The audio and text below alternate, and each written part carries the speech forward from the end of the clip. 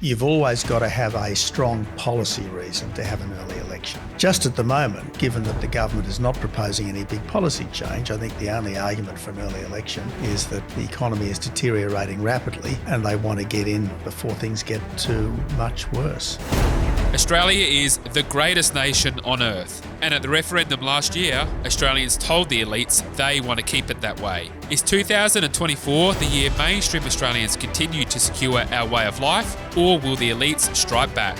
In Season 3 of Australia's Future, former Prime Minister Tony Abbott will share his unique insight on the future of the Australian way of life. G'day Tony, and hello to all of our listeners. Great to be back for another episode. Today we will be talking about the cabinet reshuffle, the interesting leadership contest for the UK Tories, and the latest in the US election. Tony, great to be back with you. Thanks, Dan. Lovely to be with you. All right, now let's kick off with the cabinet reshuffle. Some notable changes that have been made, mostly Tony Burke taking on added responsibilities for immigration, with the demotion of Claire O'Neill and Adam Giles. There's a few others that we'll talk about. But look, Tony, at a headline level, what's your assessment of, is it just shuffling deck chairs around the Titanic, or is there something more substantial going on here?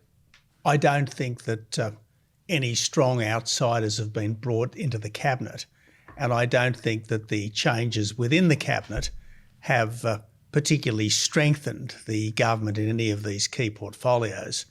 Home affairs, or immigration and border protection as it used to be, is obviously a critical portfolio. And legal immigration is currently pretty close to out of control. And illegal immigration shows some worrying signs of coming back again.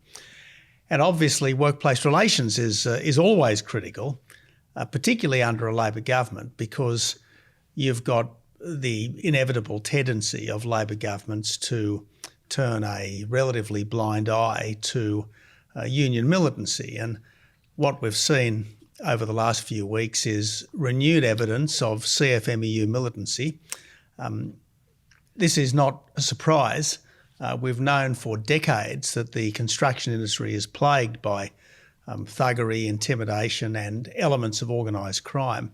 I guess the difference is because the Channel 9 Fairfax newspaper's sting was caught on camera in a way that a Royal Commission investigation can't quite be dramatised.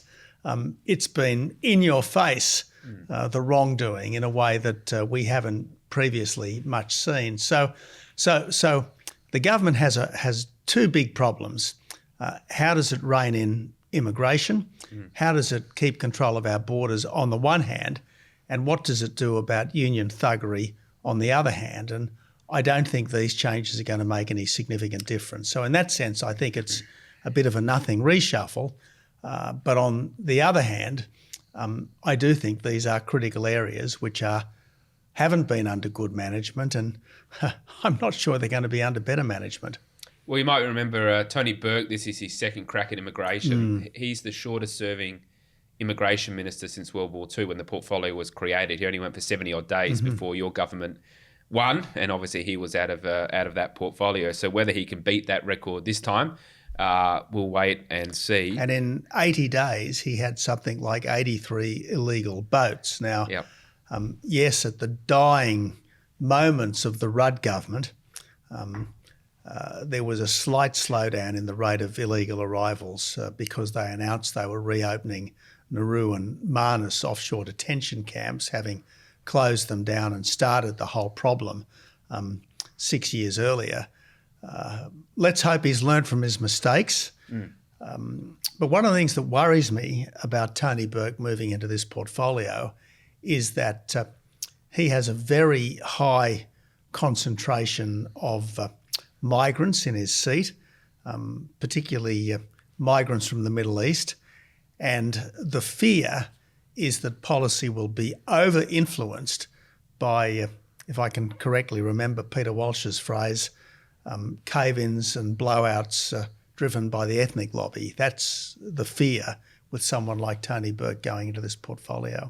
Well, it's a legitimate fear because we've already seen foreign policy and the stance that the government has taken on Israel-Palestine largely being directed by concerns it has, including in relation to Tony Burke's seat, where almost a third of the voters there are Islamic. Now, not all Muslims think the same. They are diverse, just as any other religious group, but there is certainly an intransigent minority in that community who have very strong views on Palestine, and I don't have a lot of confidence that that's going to change over the next 3 to 6 months. And likewise, Dan, I mean, we have, as you say, seen changes to government policy on the Middle East, which aren't driven by any clearly articulated conception of the national interest, but that do look like they've been driven by the electoral politics of Western Sydney. Now, this is no basis upon which to run the government's foreign policy. It should be driven absolutely by Australia's national interests, and you'd like to think that every Australian, regardless of his or her background, regardless of his or her religion, regardless of how long he or she has been in the country, you'd think once someone is an Australian citizen, people would be then doing their best to make judgments in accordance with Australia's national interests. Now, I can understand people feeling a sense of nostalgia for their homeland, but how can it be in Australia's national interest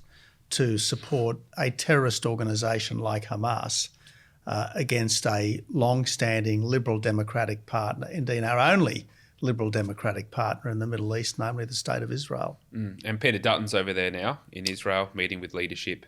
Exactly, and I think it's good that Peter Dutton is in Israel because anything we can do to show solidarity with the State of Israel at this time is critically important. Now, I'm not saying that Australia has vast influence in these matters, but I do think that all of the friends of democracy, all of the friends of Israel at this time should rally to the cause. So good on Peter Dutton for letting the people of Israel know, and also Jewish people here in Australia know, that Australia's strong support for Israel, founded on our lasting national interests, is not being weakened, at least on the coalition side of politics. I just want to briefly build on the issues pertaining to a sort of Muslim or Islamic-only party or political movement. If we go back in history, we had the Communist Party of Australia. Sir Robert Menzies sought to ban it. It was knocked back by the High Court, went to a referendum in 1951, very narrowly lost, one of the, if not the most narrow, one of the most narrow losses. But there was a political advantage to doing that, which he exploited very well. But there was also an argument that, well, yes, we're a liberal democracy and we want to be open, but the Communist Party clearly had aims that were well outside the bounds of our constitutional norms. I think it's arguable that an Islamic-only political movement is a similar, if not bigger, risk to the Australian way of life. As you say, well, you can't just represent people based on their religious views. What happens if you're a Jewish person living in an electorate represented by a Muslim? You can see the potential problems there. Do you sort of see that the potential Islamic-only party could be of a similar challenge to our way of life as the Communist Party was? Well, Dan, I don't want to equate the two issues. What I would say, though, is that I've never thought that in a secular liberal democracy such as Australia, that it's valid for people to seek public office based on religion. I take religion seriously. I always have. Don't claim to be a perfect Christian, but I certainly have always taken my own faith seriously. And I don't think you'll leave your faith at the door of the Parliament when you walk into the chamber. Nevertheless, I don't believe it's legitimate for anyone in a democracy such as ours to argue a case which is based on religion as opposed to the kind of human reason which is at least potentially universally accessible. So one of the reasons why I take a particular position on life issues, for instance, is not because the Pope tells me to, or not because the Bible says you must, but because I think ordinary human reason tells you that we do not want human life to be a disposable commodity, the same way so many other things. Human life is special, it's different. I believe it's sacred in a way that nothing else is. And I just think that if I weren't able to come to that position, well, then I wouldn't be able to adopt the positions that I have tended to on these issues. And likewise, once you're an Australian, it's got to be Australian criteria that drive everything you do in public life. Now, of course, different Australians can have different instincts, different values, different motivations, but at the end of the day, they've got to argue things in an Australian context and for an Australian audience. And saying, well, I'm doing this because my religion says I should, or I'm doing this because I want to show solidarity with a particular religion, I just don't think that's an argument or a way of thinking that should have a place in a democracy such as ours. And obviously, there are all sorts of people in this wonderfully diverse country of ours, but you do expect people to do things in the end our way rather than the way that might be more common in other parts of the world. On to sort of the day-to-day politics, some have suggested that this reshuffle is another sign that there might be an early election. We just talked about Sir Robert Menzies. He was very good at calling early elections and the timing. John Howard was quite deft in his capabilities to sense the mood of the public and pull the trigger. If you were in Anthony Albanese's shoes right now, would you be more or less inclined to go early, or would you wait until March, April, May next year? I think that you've always got to have a strong policy reason to have an early election. Yep. John Howard's somewhat early election in 1998 was driven by the fact that he wanted a mandate for a goods and services tax and for tax reform more broadly. You might remember before the 1996 election, he said that there would never ever be a GST. He said to the public, well, that's what I said then.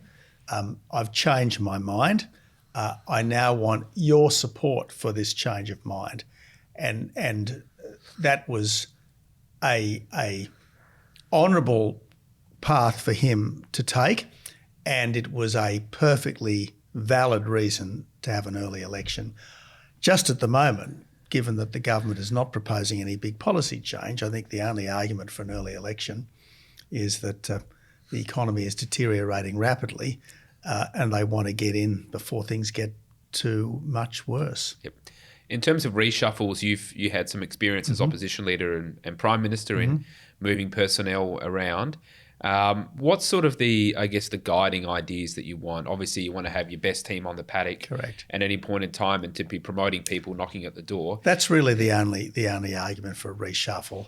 The sense that you either need to move ministers who aren't performing, or you need to promote people who are performing, who are further down the pecking order.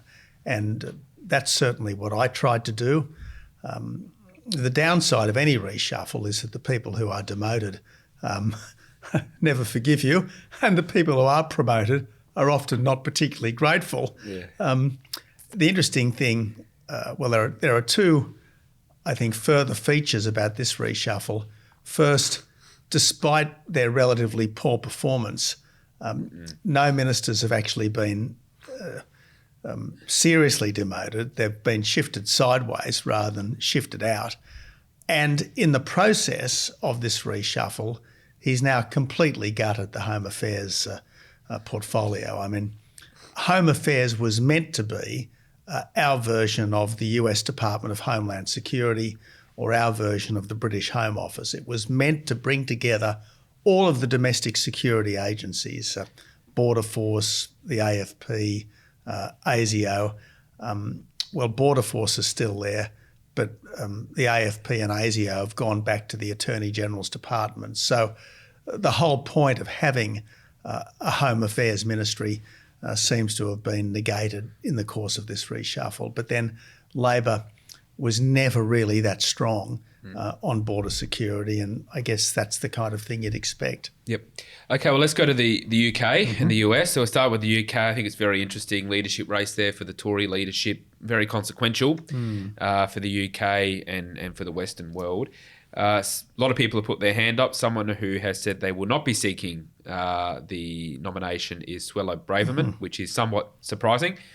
She wrote a quite interesting article in the UK Telegraph a couple of days ago. She was quite critical of the Conservatives over the past 14 years, basically saying, well, we raised taxes, we locked down the country, we didn't cut immigration, and we allowed transgender ideology and critical race theory to go through our institutions and did very little about it, all of which is probably fair enough. But she said, I'm not going to run because I cannot say what people want to hear.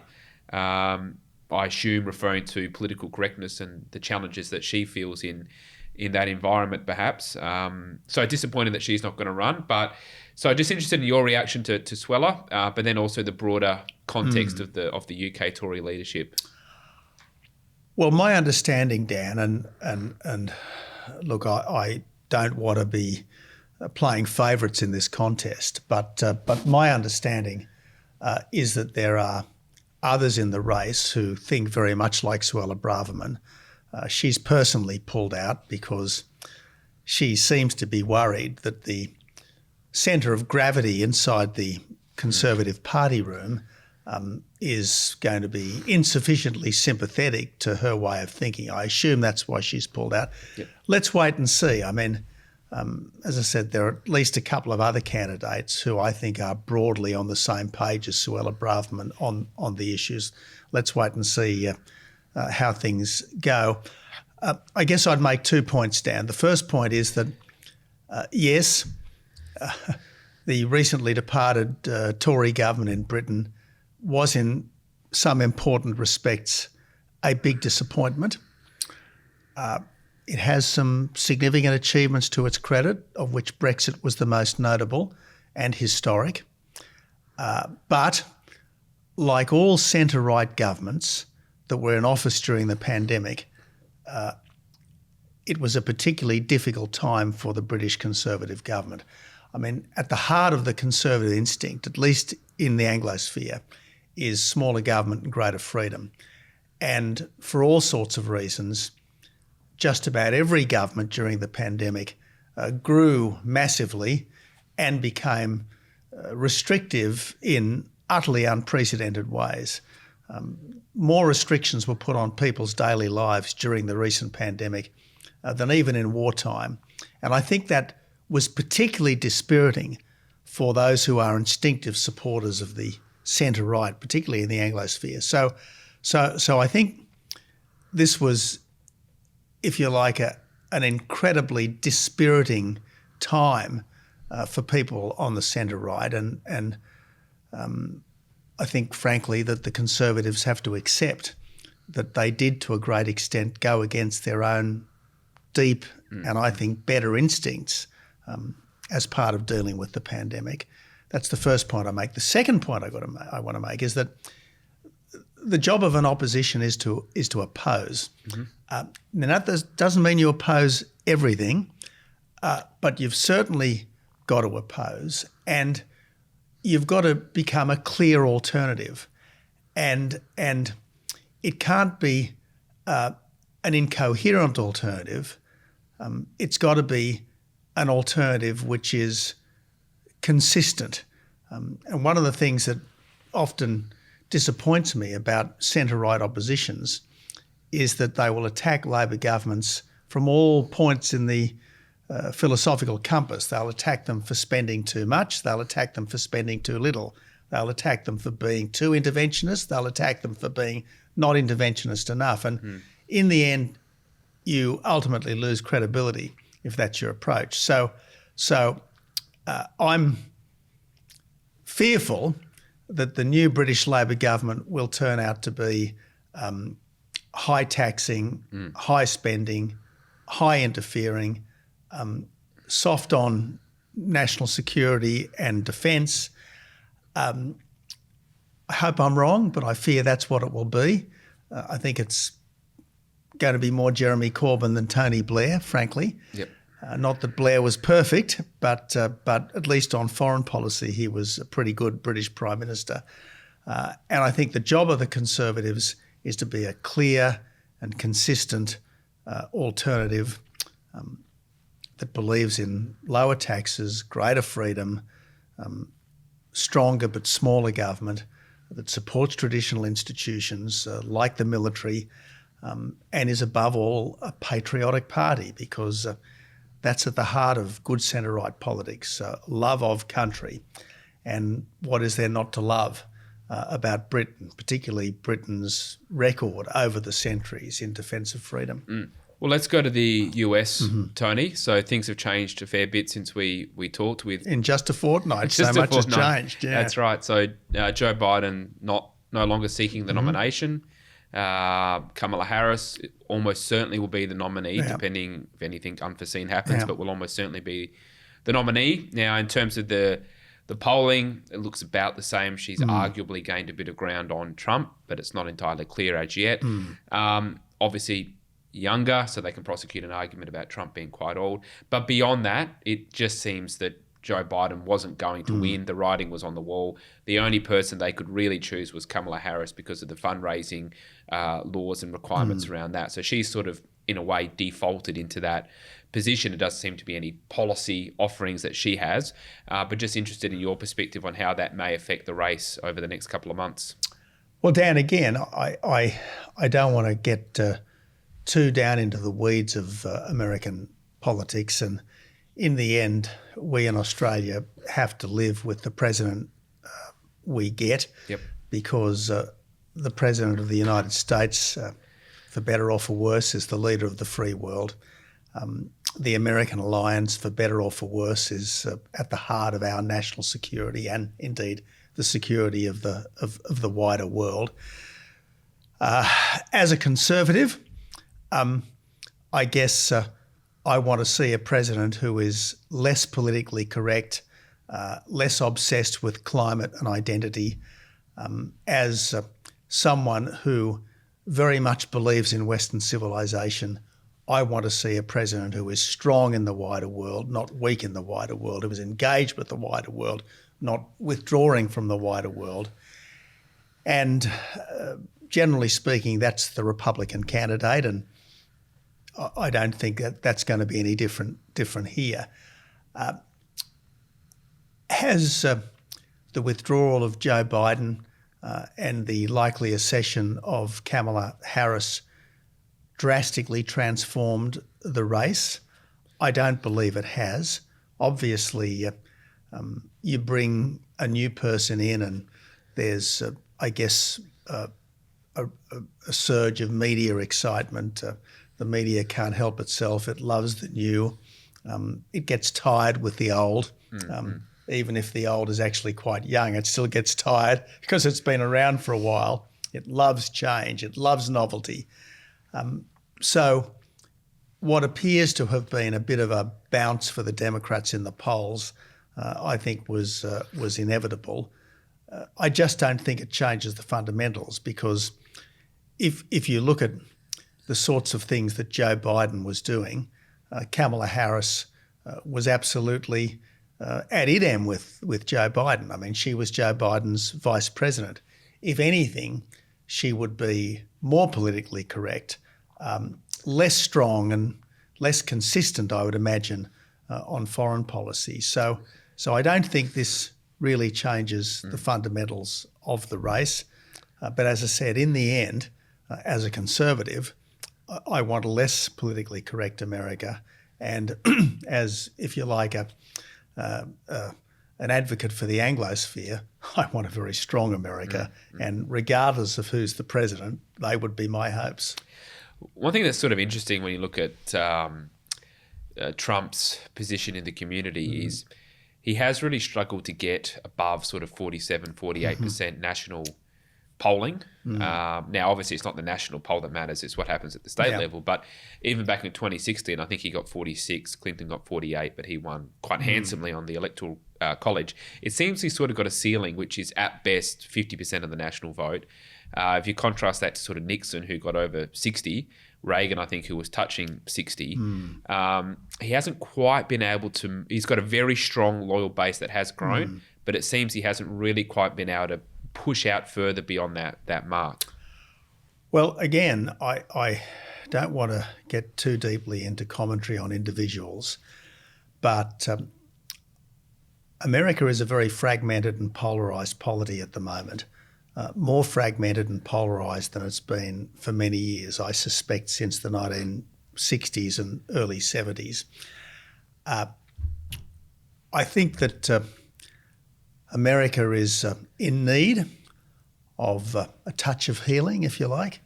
I think America is in need of someone who can draw on, to use Lincoln's phrase, the better angels of our natures. Lincoln himself was, I guess, a polarising figure in his day, but he was also someone who could really rise above all of this and speak to the ages. And Reagan was able to, I think, rise above all of that and, in a sense, speak to the ages as well. He talked about America as the last best hope of mankind. He talked about America as a shining city on a hill.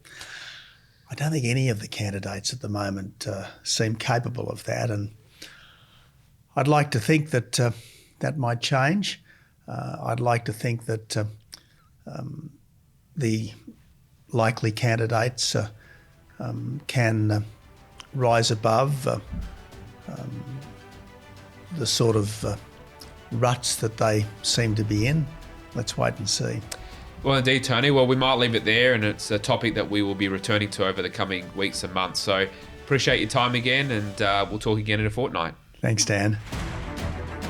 This is a production of the Centre for the Australian Way of Life at the Institute of Public Affairs. To find out more, visit australia.ipa.org.au.